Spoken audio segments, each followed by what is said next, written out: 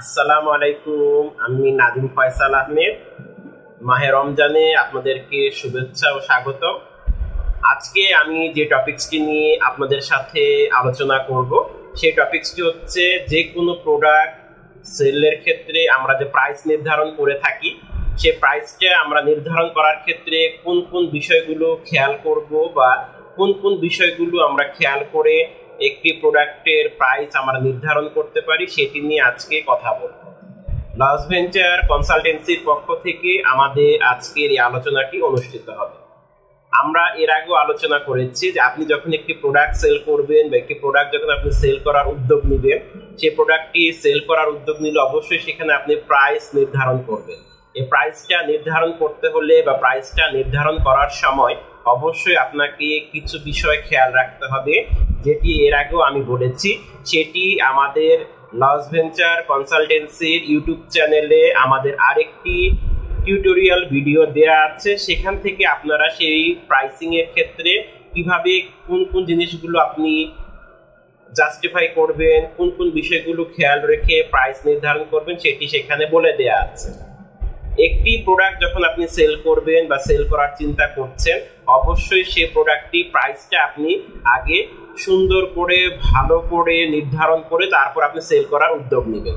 সেই ক্ষেত্রে প্রথম যে বিষয়টা আপনাকে লক্ষ্য রাখতে হবে বা প্রথম যে বিষয়টা আপনাকে খুব খেয়াল করতে হবে সেটি হচ্ছে আপনি দেখবেন আপনার দেশের মানুষের আয় কিরকম, আপনার দেশের মানুষের আয় কতটুকু বা আয় কতটুকু হলে বা একটি দেশের সামগ্রিক মানুষের আয় কিরকম বাড়ছে, এই বিষয়গুলো খেয়াল করে তারপরে একটি প্রোডাক্টের প্রাইসটা নির্ধারণ করা উচিত।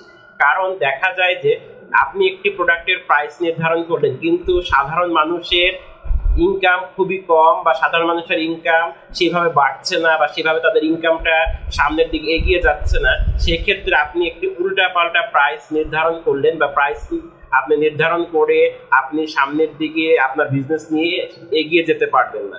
এজন্য সাধারণ মানুষের আয় কিরকম, তারা কোন দামে কোন প্রোডাক্টটা কিনতে চায় বা কোন প্রোডাক্টটা কত দামে তারা কিনলে তারা স্বাচ্ছন্দ্য বোধ করবে, এই বিষয়টা অবশ্যই আপনাকে খেয়াল করতে হবে বা খেয়াল রাখতে হবে। যদি আপনি সেই বিষয়গুলো খেয়াল না করেন তাহলে দেখবেন আপনি যে প্রাইসটা নির্ধারণ করছেন সেটি যদি সাধারণ মানুষের ক্রয় ক্ষমতার বাহিরে চলে যায় তাহলে কিন্তু তারা আপনার থেকে প্রোডাক্ট তখন তারা কিনতে পারবে না। দ্বিতীয় নাম্বার হচ্ছে বাজার নিয়ে আপনাকে অবশ্যই বিশ্লেষণ করতে হবে। কি বাজারটা কোন দিকে যাচ্ছে, সেই বাজারটা কোন দিকে যাওয়া শুরু করেছে বা একটি প্রোডাক্টের বাজার কি নিম্নমুখী না ঊর্ধ্বমুখী না নিউট্রাল পজিশনে আছে, সেই বিষয়টা অবশ্যই আপনাকে খেয়াল করতে হবে।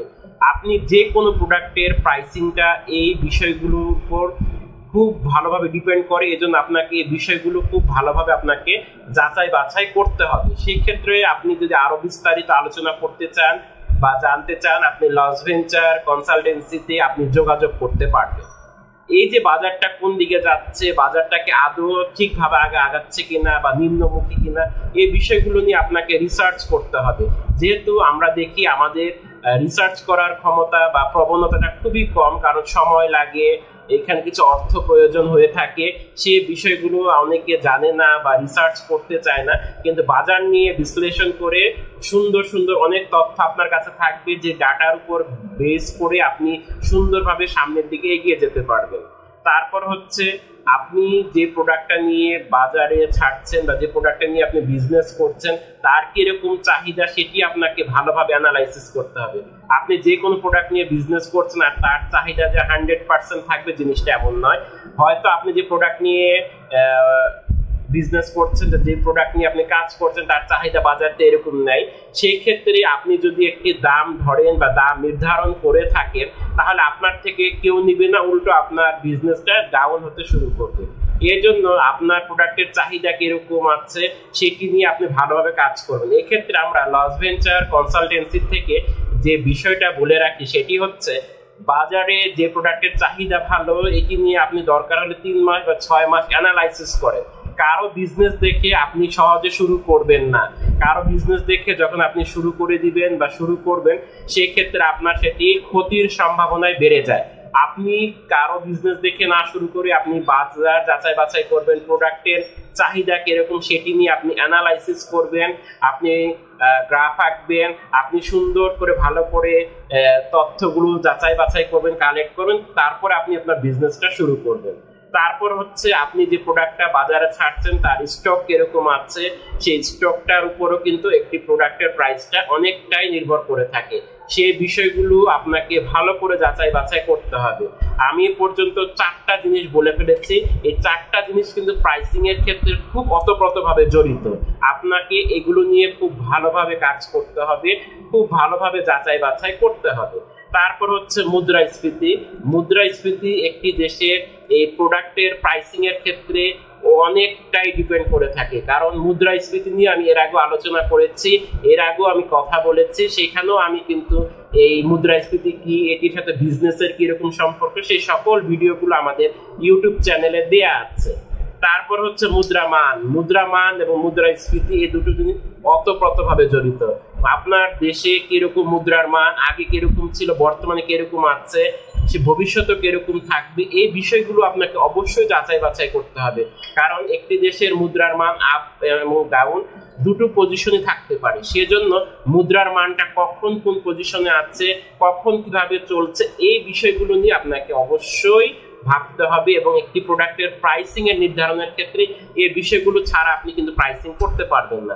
আজকে আমি যে 6টি বিষয় নিয়ে আলোচনা করলাম, প্রত্যেকটা জিনিস বিজনেসের জন্য জড়িত এবং প্রত্যেকটা জিনিস আপনি প্রাইসিং এর ক্ষেত্রে এগুলো ছাড়া আপনি প্রাইসিং ক্যালকুলেশন করতে পারবেন না। আরেকটি হচ্ছে আপনি যে প্রোডাক্টটা আনছেন সেখানে উৎপাদন কস্ট, ট্যাক্সের একটি বিষয় আছে। এই ওভারঅল বিষয়গুলো আপনাকে অবশ্যই এই প্রাইসিং এর ক্ষেত্রে আপনাকে কি করতে হবে, জাস্টিফাই করতে হবে, আপনাকে কি করতে হবে, এই বিষয়গুলো আপনাকে ভালো করে যাচাই বাছাই করতে হবে। আজকে আমরা লস ভেঞ্চার কনসালটেন্সির পক্ষ থেকে এই বিষয়টা নিয়ে আলোচনা করলাম প্রাইসিং এর।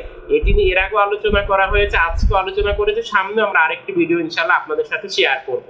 সেই পর্যন্ত আপনারা ভালো থাকুন, সুস্থ থাকুন।